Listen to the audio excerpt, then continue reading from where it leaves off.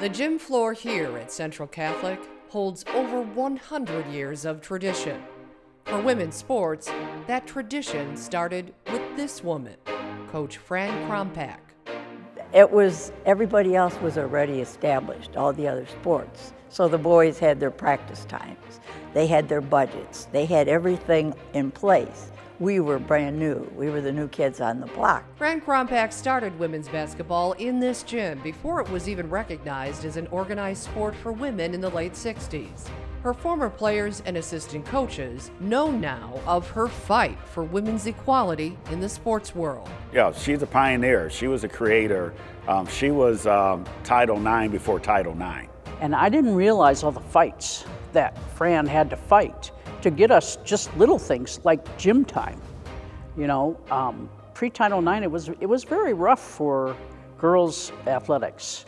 She saw women's basketball as equal to the men's, and she was relentless in getting, time at the gym, support from the school, student support, you name it. She was just relentless. She just never gave up. Even, she would make a little progress here, a little progress there, but she just would never give up. She was great. We saw her fight for uniforms, fight for gym time. We saw all of that. We couldn't even get a varsity jacket. It's like, she fought for all that kind of stuff. Started to really appreciate what Fran must have gone through to get the basketball scene moving for women. Just by her fighting for every little thing that she had was breaking walls down. Absolutely, absolutely. I consider her a pioneer.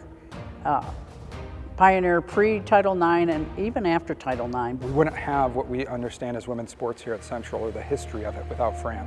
And she'd be the first to tell you, took others along the way, but she was really that pioneer, that driver that took it to a whole new place.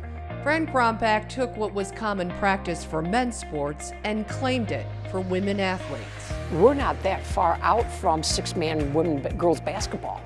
And so she was the one who brings along five-man basketball. Fran was ahead of the curve where she was the only one in girls basketball that had a scout, myself, going out and getting scouting reports and coming back and sharing that with the girls and getting prepared for the games. And then I would go in there and take notes and watch drills, and then I would bring them back to the girls, and then we would incorporate those drills in our practices. And she wanted to teach us a new drill.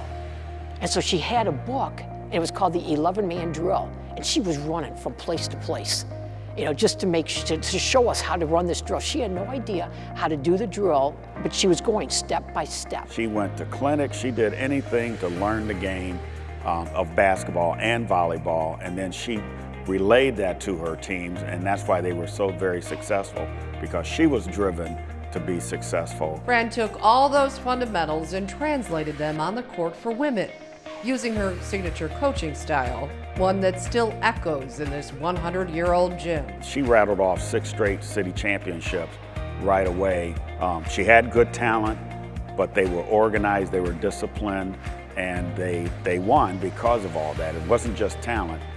They were a well-oiled basketball team, and they were well coached. She's the real deal, and she has been that her entire life.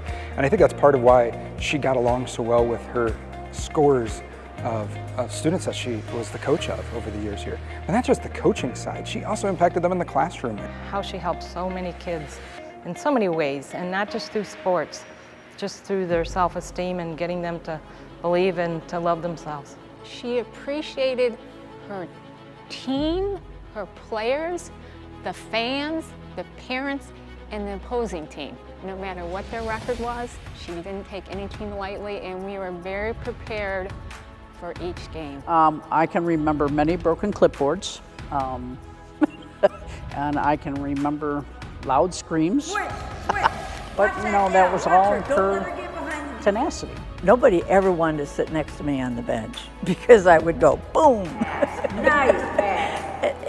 When I got excited, but I didn't get technical fouls too often. I knew that would get the kids in trouble if I did that. She would yell your names like it would be Carcass, Kelly, real loud. I think they could even hear it maybe at St. Vincent's Hospital. I wanted to make the practice as real as a game situation When we practiced, we were in competition at practice, and that would carry over to the game. She wanted them to be good, and she didn't settle for second. So in practice, they did it over and over and over again until they got it right, because she wanted to be the best. She had a knack for picking out talent, and I think that's why my 4 years in high school, I think we were only defeated one time in the regular season out of all 4 years. And we won the city championship 4 years in a row. So, I mean, you can say that was the players, but if you don't have a coach, you're not going to have the players. So I attribute our championships to Fran Krompak. I would say you'd be pretty hard-pressed to find somebody who coached not just one, but 2 perennial power sports. And so in volleyball and in basketball, Central Catholic girls programs at that time were competitive not just at the local level, but at the state level. Fran's impact on the women athletes she coached lasted well beyond their time on the court together. She was that force field that got these people together, that got them to believe that they could do something, you know, whether it was starting women's sports or really taking it to a whole nother level. She got them to believe that they could do it, and that's a gift. Fran's impact on my life is, I mean, just playing for her all those years, she taught us about confidence and diligence and tenacity and all those things. But at the time, you didn't know it. Fran, she's a good soul. I mean, she's always looking at the positive in people. And I think with her always telling us to have a good work ethic and treat people the right way and work hard just in life and be fair to people. And I think those kind of skills I've always carried on. The reason why I went into teaching is because I wanted to coach. You know, Fran gave me that. I want to coach, but I just wanted to follow in her footsteps and to say, hey, I can do this too. Whether she was shooting arrows in the front lawn or taking girls canoeing on the river, like, people just saw her as an authentic, beautiful human. And when kids believe in you, they'll do anything for you. And Fran will be the first one to tell you how proud she is of the women who sat on her players' bench. They were all leaders, and they learned how to stand up for themselves, and they learned not to back down, because competition will bring that out in you.